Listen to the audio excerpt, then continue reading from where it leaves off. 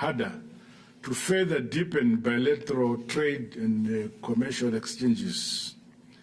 In this regard, the implementation of the areas reviewed at the 4th session of the Zimbabwe-Russia Intergovernmental Commission on Economic, Technical, Scientific and Trade Cooperation in May 23 must be speeded up. I acknowledge, Your Excellency, the investments in diamond mining by AROSA, which is significantly contributing to the country's development. Your Excellency, on behalf of my government and people of Zimbabwe, we are grateful for the partnership between our two countries on the project of the helicopters. We look forward to the delivery of the second batch of the helicopters. As I've always said, Zimbabwe is open for business, and I was pleased to interact with potential Russian investors at a business roundtable. Be rest assured, Your Excellency, that my government is ready to welcome more Russian companies to take advantage of the numerous opportunities which exist in the agro-industrial sectors, lithium mining, energy, and infrastructure development, among other sectors. I'm aware that our two countries have signed a number of instruments of cooperation in the sectors that include mining, science and technology, tourism, agriculture, and defense and security. I urge our two sides to work towards the implementation of existing instruments, as well as the finalization of outstanding instruments. In view of the sanctions imposed on both our countries and the subsequent challenges in undertaking US dollar-denominated transactions, Zimbabwe is agreeable to pursue alternative autonomous solutions and the use of alternative forms of payment for various transactions. I'm happy that the Russian Federation has already accomplished this as a result of the sanctions imposed on your republic. Your Excellency and dear brother, allow me to convey my sincere gratitude for the donation of 11,000 metric tons of potash fertilizer and 9,000 metric tons of ammonium nitrate fertilizer.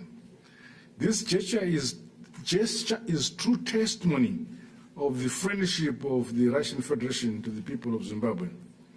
This further reflects your personal commitment to support the transformation of our country's agriculture in the attainment of food security and sovereignty.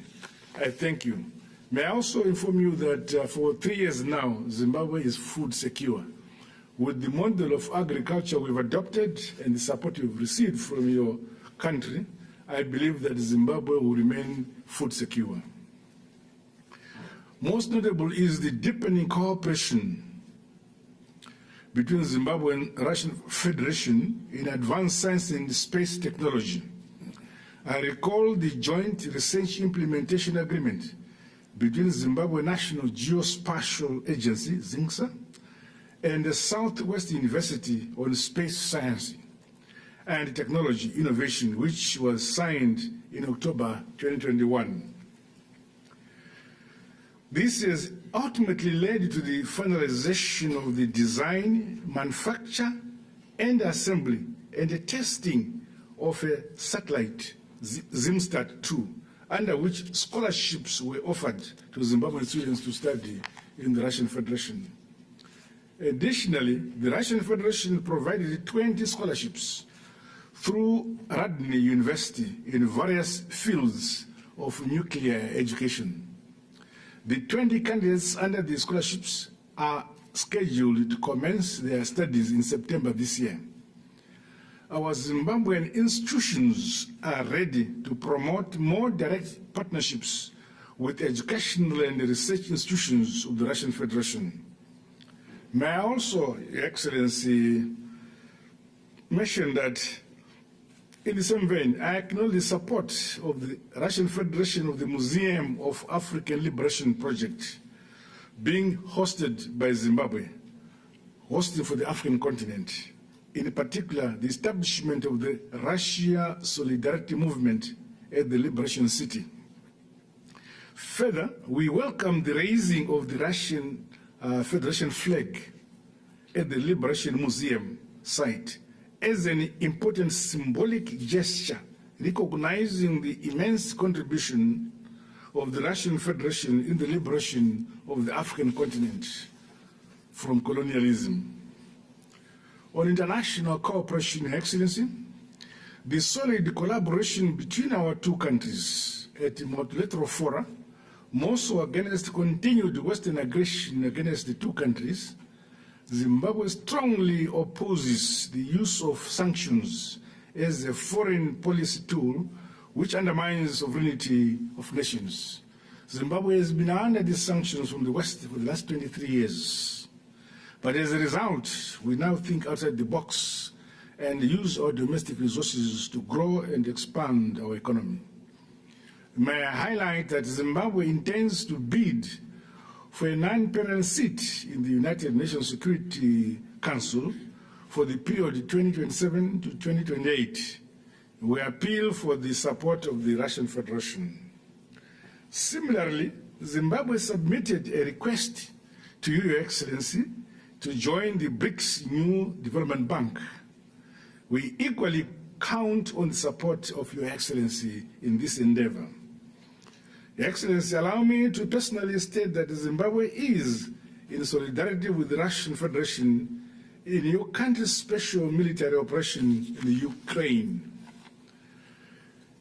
As current chair of the Kimberley Process Certification Scheme, the KPC, Zimbabwe unreservedly condemns the unjustified and vindictive ban on the sale of Russian diamonds on the world market. We reassure you, Your Excellency, the Russian Federation of Zimbabwe support within the KPC because Zimbabwe currently is the chairman. Your Excellency, in concluding my initial remarks, I want to once again express my appreciation for this opportunity to discuss issues of mutual interest to our countries. I look forward to more interactions and engagements by the two governments at the various levels and fora as we deepen and broaden the ties between our respective republics. I thank you, Your Excellency.